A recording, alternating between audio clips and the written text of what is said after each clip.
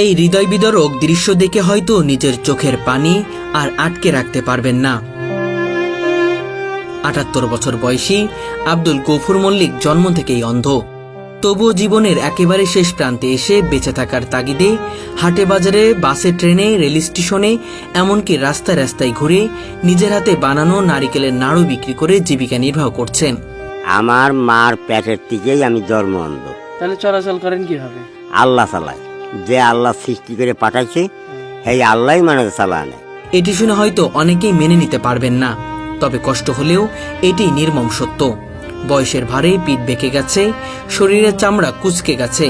তার প্রতিটি পদক্ষেপ যেন বলে দেয় শরীরটা আর আগের মতো সাড়া দেয় না। পা টিপে টিপে চলতে হয় তাকে। কষ্ট যদি হয় তাতে তো আল্লাহ কইছে কষ্ট করে খাবে।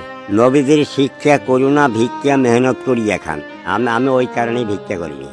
পাও টিপে টিপে যাই, মানে আল্লাহ আমার একভাবে চালায় নেয়। তার চোখে মুখের ভাঁজে লুকিয়ে আছে শত কষ্ট, তবু মুখে শান্ত এক হাসি। চাহনিতে নেই অভিযোগ বা হতাশা, আছে এক অদ্ভুত ধৈর্য আর প্রাপ্তি। উনি অনেক কষ্ট করে, বয়স্ক মানুষের রাত ধরেন দিন নেই রাত নেই, এই আইটিয়ে যায় ভান্ডারিয়া। উনি খুব কষ্ট করে চলাফেরা করে রাস্তা দিয়ে। ট্রেনে যাবি আসবি, করে মুড়ি নিয়ে যায়, এত করে মুড়ি নিয়ে যাবে, মুড়িই খায়। উনি কোথায় কিছু কিনে খায় না। উনি আর্থিক অবস্থা খুবই। আব্দুল গফুর মল্লিক যেন কোটি মানুষের ভিড়ে এক অনন্য প্রতীক, যিনি অন্ধকারেও নিজের আলো খুঁজে নিয়েছেন। টাকা চিনি কেবে 5 টাকার কয়েল দিলে ঠিক পাই, আবার 2 টাকার কয়েল দিলে 5 টাকার নোট। আমি বলে যাই দেখাও। আবার ওই 10 টাকার নোট জিনিস দেয়, তা নিয়ে 5 টাকার হাতে মাপ দেয়। একটি জিনিস যা যেন তার দারিদ্র্যের চিহ্ন স্পষ্ট করে, খালি পায়ে ময়লা ও ছেঁড়া লুঙ্গি পাঞ্জাবি পরে তিনি। কারণ আর্থিক সীমাবদ্ধতার কারণে ভালো কোনো পোশাক কেনার সামর্থ্য নেই। ভালো পাঞ্জাবি দেবে জুটাবো, এরকম করবো, যেগুলো আছে সেগুলো করি। ভালো যদি আল্লাহ কোনদিন ভালো করে বা ভালো যেদিনকে দৈন্য সেজে চলে যাবো, সেদিনকে যায় ভালো ঘরে হবো, সেদিনকে ভালো হবো। এই চিত্রই যেন তার জীবনের এক অদ্ভুত বাস্তবতা তুলে ধরে, যেখানে দারিদ্র্য সংগ্রাম প্রতিদিনের সঙ্গী। সন্তান নাই কোনো? আল্লাহ দেয় নাই, আল্লাহর খেলা। আল্লাহ না দিলে পাওয়া যায়। দর্শক, আজকের এই প্রতিবেদনে আপনাদের সামনে তুলে ধরছি আমাদের সমাজের এক সত্যিকারের নায়ক, আমাদের সুপারহিরো আব্দুল গফুর মল্লিকের জীবন সংগ্রামের গল্প। ওনার আমি ছোটবেলা থেকে চিনি, এগুলো বিক্রি করে উনি টাকাও চেনে। আমরা শয়তানি করে তখন 4 আনা ছিল, 8 আনা ছিল, দিতাম, নিত না, টাকা না 1 টাকা দিতাম, 2 টাকা দিতাম, তখন চিনতো। হ্যাঁ, উনি মানুষ খুব ভালো, এই ব্যবসা করে খায়। রাজবাড়ী সদর উপজেলার পাচুরিয়া ইউনিয়নের খোলাবাড়িয়া গ্রামের এই বৃদ্ধ মানুষটির জন্ম থেকেই অন্ধ, কিন্তু জীবনযুদ্ধে তিনি কখনোই হার মানেননি। আমি এমন ভাবে চলি যে ট্রাক এটার ভাড়াটা আসে, হঠাৎ যদি বাজার দিতেন শেষ। সেই কারণে মানে যে রাস্তা আর কি। ছোটবেলা থেকেই দারিদ্র ও অন্ধকার তার নিত্য সঙ্গী। রাস্তায় এরকম চলাচল করি, আর এক পাশ দিয়ে মানে ঠিক মতো যাই। আবার যদি কারোর দেখলাম দেখাতে বলে আমার ধরো তো একটু, আমার একটু ইয়ে দাও, তা মানুষে দেয়। মাত্র 9 বছর বয়সেই শুরু হয় তার সংগ্রামের পথ চলা। ঢেকি পাড় দেওয়ার কাজ করতেন তখন। ছোটবেলায় কাজ টাজ করার ভিতরে মানে আমার কোনো বড় বোন ছিল না, এই দান বানছি দেখিতি। কিন্তু ভাগ্য যেন কখনোই তার পক্ষে ছিল না। 16 বছর বয়সে তার বাবা তাকে বাস স্ট্যান্ডে ভিক্ষা করতে বলেন। সেই কথায় গভীর কষ্ট পেয়েও তিনি দৃঢ় সিদ্ধান্ত নেন, ভিক্ষা নয়, নিজের হাতেই পরিশ্রম করে জীবন চালাবেন।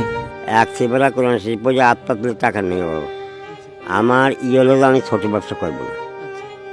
তাই খাবি কি বলবো, আমার খাওয়াবি আল্লাহ। মাত্র 5 শিকে পুঁজি নিয়ে কিনেছিলেন 5 প্যাকেট বিড়ি। সেই দিয়ে শুরু হয় তার প্রথম ব্যবসা। এই 5 টাকায় ছিল তার আত্মসম্মানের প্রতীক। 5 শিকে দিয়ে 5 প্যাকেট বিড়ি নিয়ে, বিড়ি ছিল 4 আনা করে, বেচতাম 5 আনা করে। তারপরে ভান্ডারিয়া বাজারে বেচতে গেছি। একটা লোক রূপপান মোল্লার নামে টিটকিরি দেখায় কি যে 140 পয়সা হবেন না করি, তাই সেই 5 শিকের দোকান। ধীরে ধীরে সফলতা আসতে শুরু করেছিল। বাড়ির আঙ্গিনায় ছোট একটি দোকানও দিয়েছিলেন, কিন্তু সময়ের সঙ্গে সঙ্গে বাকির খাতায় ডুবে গেছে। শেষ পর্যন্ত দোকান গুটিয়ে ফেলতে হয়। যত রং বেরঙের বিস্কুট কিনি, আনারকুলি, টোস্ট, নাড়ুয়া, হেসমা 200 টাকা হওয়া 200 টাকা সব আনছি, আর যে হলো হওয়া 2 টাকা সব আনছি, বেশি হলো 3 টাকা করে, একখান হলো 2 পয়সা করে, 3 পাই। তবুও তিনি থেমে যাননি। জীবনের শেষ বয়সেও আবার নতুনভাবে শুরু করেন নিজ হাতে তৈরি নারিকেলের নাড়ু, বাদাম ও হজমি বিক্রি করে সংসার চালানো। আমরা ছোটবেলাতে দেখতেছি নাড়ু বেছে, পাপড় বেছে, দেলকুচ বেছে, আমরা 4 না 10 পয়সা দিতাম, আবার ট্রেনের তলে দিতাম যে দিয়ে বড় করি, উনি কে চলবি না হরা, তারপরে টাকা 1 টাকা দিতাম, এক হরিং মার্কা টাকা দিয়ে খাইতাম। আগে 4 একটা নাড়ু বেচতো, এখন বেছে হলো 2 হলো 10 টাকা। গ্রাম থেকে নারিকেল কিনে নিজ হাতে দা দিয়ে কাটেন, তারপর নিজেই কুড়েন, গুড়ের সঙ্গে মিশিয়ে তৈরি করেন সুস্বাদু নারিকেলের নাড়ু। নারকেল কিনে আনিয়ে বাসায় আনিয়ে ছুলিয়ে তারপরে যে নারকেল বানিয়ে যে নাড়ু তৈরি করি। আশ্চর্যের বিষয়, চোখে দেখতে না পেলেও সব কাজ নিজেই করেন। নারিকেল কাটা, কোড়া থেকে শুরু করে নাড়ু গোল করা পর্যন্ত। তারপর প্লাস্টিকের ছোট ছোট বয়মে ভরে টিনের বয়মে সাজিয়ে প্রতিদিন বেরিয়ে পড়েন জীবিকার সন্ধানে। একটা নারকেলের তো 25টা বানালাম, আর 25টা হবে নি, গাড়ি ভিতরে গাড়ি ফেরে, মানে দেশ বিদেশের লোকে খায়। 5 টাকা করে, আর যদি একজন ওই যে কোচে ধরে নেয়, তাহলে কোচের দাম 10 টাকা, নাড়ু হইলো 25টা আছে, 100 টাকা, এই 135 টাকা। সেই বয়মের ওজন প্রায় 7 থেকে 8 কেজি। অথচ তিনি তা হাতে নিয়েই চলেন পায়ে পায়ে। রিক্সা ও ভ্যান ভাড়া দেওয়ার মতো টাকাও তার হাতে থাকে না। ওজন 7-8 কেজি হয়। 7-8 কেজি নয়, 7-8 কেজি আপনি একাই বহন করেন? হ্যাঁ, তাহলে তো অনেক কষ্ট হয় মনে হচ্ছে। ওয়াষ্ট আল্লাহ দুনিয়াতে পাঠা দিছে, নবীরও আল্লাহ দুনিয়াতে পাঠাছে। নবী তো কষ্ট করছিল, নবী না খায়া পেটে পাথর বাঁধ দিয়ে মানুষ কত কষ্ট করছে, তাই সেই নবীর উম্মাদ হরিদ জায়গা সেরকমই চলা লাগে। তাই প্রতিদিন 2 থেকে 3 কিলোমিটার হাঁটতে হয়, কখনো বাসে, কখনো ট্রেনে, কখনো রেল স্টেশনে কিংবা বাজারে। যেখানে যান তার মুখে একটাই ডাক, লাগবে নারিকেলের নাড়ু। কেউ কিনে নেয়, কেউ ফিরিয়ে দেয়, তবুও তার মুখে অভিমান নেই। তিনি জানান পরিশ্রমী তার পথ, আর আল্লাহর উপর ভরসায় তার শক্তি। নাড়ু বিক্রি করতে যাইল, প্রথমে বিক্রি করি ভাঙার থেকে চলে যাই হলো আপনার হেই ভাটিয়াপাড়া। ভাটিয়াপাড়াতে চলে আসি দৌলত দিয়ে, দৌলত দিলেতে আসি নামি 5 না, আমি আড়াই নে, ওই আল্লাহ আনে। প্রতিদিন সকাল থেকে রাত পর্যন্ত কাজ করে আয় মাত্র 200 টাকা থেকে 300 টাকা, কিন্তু সেই টাকাতেই চলে সংসার। হরে আল্লাহ জিরো বান্দায় আমি নবীজির উম্মাত, দিন তারিখের খেলাধুলা করিতাছি দুনিয়ায়। 78 বছর 8 মাস বয়স দিলাম পরিচয়, নাম ঠিয়া আমার গফুর মল্লিক, সবাকে জানাই। পিতার নাম শ্রী সাধু মল্লিক, খোলাবাড়ি আর গ্রামে বাড়ি, সবাকে জানাই। গফুর মল্লিকের পাশে রয়েছে তার জীবনের অন্ধকারের আলো ছড়ানো সঙ্গী স্ত্রী নূরজাহান বেগম। নাড়ু তৈরি, বাদাম ভাজা কিংবা বয়ম গোছানো, সব কাজে নীরবে সহযোগিতা করেন তিনি। আমি তা তৈরি করি, আমার স্ত্রী তৈরি করে, আমার বিবি, সবকিছু আমি কি করি, উনি পাক দিয়ে দেয়। তাদের কোনো সন্তান নেই, তবে বড় ভাই কেরামত মল্লিকের ছেলে বাতেনকে নিজের সন্তান হিসেবেই বড় করেছেন। বাতেনও এখন তার বাবা মায়ের মতো মনে করেন। তবে অর্থনৈতিক দুরবস্থার কারণে গফুর মল্লিকই এখন সংসারের দায়িত্ব নিজের কাঁধে তুলে নিয়েছেন। মানে যে বাতির পালছি, মানে বাপ বাটার মতন, মানে ঢাকা ফুটপাতে কাপড় বেছে, কিছু আনে, আমিও কিছু আনি, 2 বাপ বাটা।